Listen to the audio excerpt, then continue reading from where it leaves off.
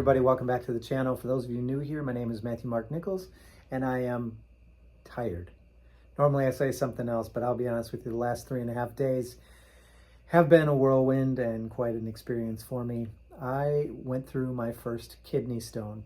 So for those of you who aren't interested in kidney stones, we'll see you in the next video, and thanks for stopping by. But I wanted to share kind of candidly how this experience was for me and what an eye-opener it was, and how it just, makes you appreciate life and your health a lot more than we sometimes do. And sometimes we take things for granted when we're feeling healthy all the time, and then bam, you get hit with something and it kind of knocks you off your feet.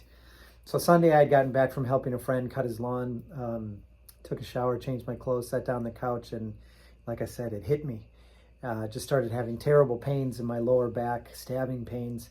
And subsequently, I was finding myself running into the bathroom for the next 3 hours, vomiting, coming out of nowhere. Now, I had a bowl of soup with some friends in the village and a cup of tea, and I thought maybe something didn't agree with my stomach, and that wasn't the case.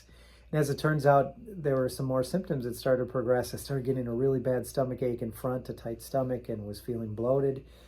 And things just weren't feeling right. So I started looking things up online, made a call to my dear friend, my son's mom, who is a nurse, and we started putting the pieces together, and it sounded and looked online very much like I was having a kidney stone. Wasn't sure. 6 or 7 years ago, I had a double pulmonary embolism that I survived and made it through. And these symptoms were kind of similar, so I didn't want to rule out the chance that something might have been happening there as well. But we were leaning towards the kidney stone. So I decided that I was going to try to make it through the night, see if I could just get through this, if this was just temporary. I did call my bosses and tell them that things were looking pretty bad. Unfortunately, in Agag, unless it's the fishing season, we do not have a hospital. We do not have people at the clinic, so there's nobody with medical experience in town who could help me. And I knew that I had to make a pretty serious decision. So the morning came and things were not improving. It was very, very painful, and I didn't want to take any chances on what I was going through. So fortunately, I had signed up for a service through Alaska, which is called Guardian Flight. And it's basically a medevac where you can call them and they'll fly in a plane or a helicopter and take you to a local or the nearest hospital. I was very nervous about doing that. I knew I probably needed to, but I really knew that I didn't have too many other options. So I actually had to call 911, which I've never done before. What's your emergency?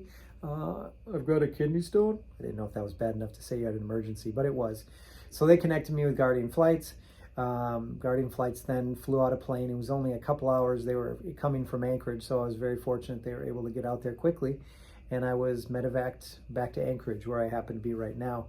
The plane was fully suited up with stretcher, medical, everything medical that you could possibly need, monitors, equipment, and it was really pretty nice. Unfortunately, they were able to give me some medication that helped ease some of my pain, and I think I slept half of the ride there, but these people were wonderful. John and Felicia, I can't remember the pilot's name, but John and Felicia, my medics, they were just amazing. Thank you so much if you ever get a chance to watch this. And they got me to the airport. I was then loaded into an ambulance and taken to the hospital. Now at the hospital, again, taken right into the emergency room. I did have to wait a little while because it was pretty busy that day. Fortunately, I had a really wonderful nurse named Ariel. Thank you, Ariel, for all your help. She hooked me up to some fluids and some more pain medication, and did everything she could to make me feel comfortable in my chair until they were able to get me a bed and get me tested on what it actually was that was wrong with me. So I did go through some testing. They put me through a CT scan and also an ultrasound, and they did find that I had a 3 millimeter kidney stone going on. So that was accurate. They ruled out any embolisms, pulmonary embolisms, which is great because that could be a lot more serious. Those are blood clots. And they started giving me the medication that I needed. So I was given a bed finally, which was nice. And I was under the impression that when you have a kidney stone, they're going to keep you in there until you pass this thing and keep you comfortable, but that's not always the case. Apparently, unless you're still throwing up for 3 or 4 hours. Now, I don't know if I mentioned that for about 3 hours, I threw up at home as one of the symptoms. But that had not continued this day when I was in the hospital. So they only keep those people who have that more serious symptom or based on the size of your kidney stone. So the doctor was telling me, another wonderful doctor, Dr. Georgie. She was amazing and very helpful. Everybody I worked with had wonderful bedside manner. I'm very grateful to them.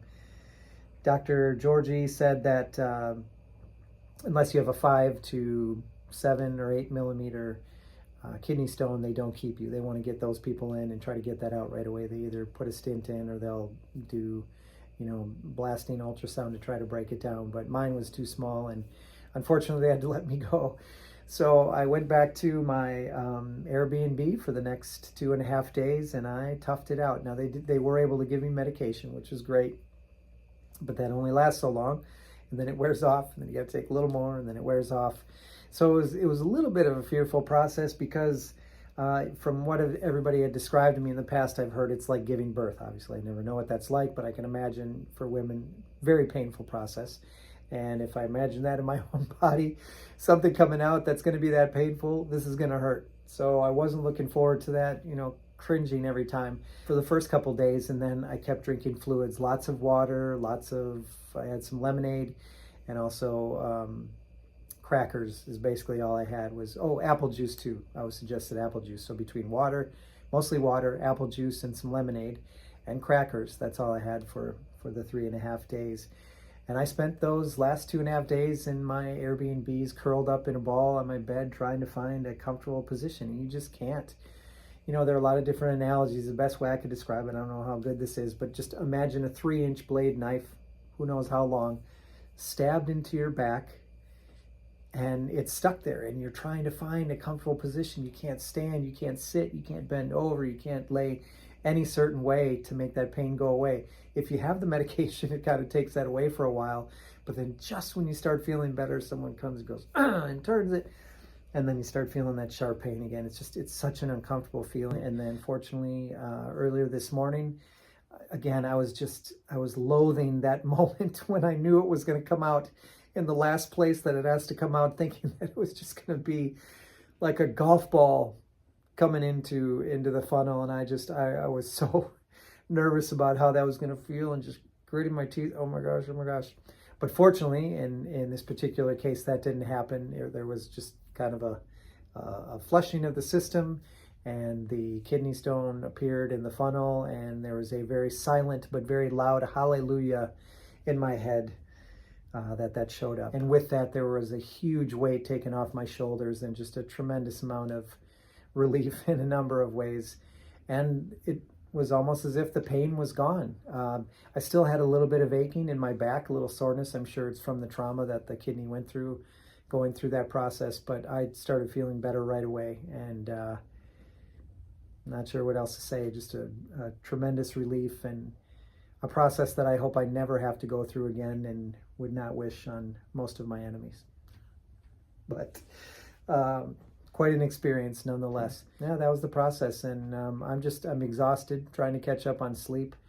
I treated myself to a buffet tonight as kind of a celebration, since all I had in the last 3.5 days was crackers, apple juice, lemonade, and water. Well, there you have it. That was the experience, an experience of a lifetime for sure. I made a post earlier today that said I was the proud father of a 1 ounce, 3 millimeter kidney stone. That father and kidney stone were doing well, and just wanted to try to have a sense of humor about it, because it certainly wasn't funny when I was going through it. But I told a friend today that laughter is the best medicine. You just kind of got to laugh through things as best you can, and just keep on plugging away. All right, thanks to my 2 loyal viewers. Appreciate you. Everyone else coming along for the adventure, thanks for being here as well. Please hit that like and subscribe button, and even the notification bell, so you can find out when new videos are coming. And as always, we'll see you back here again real soon.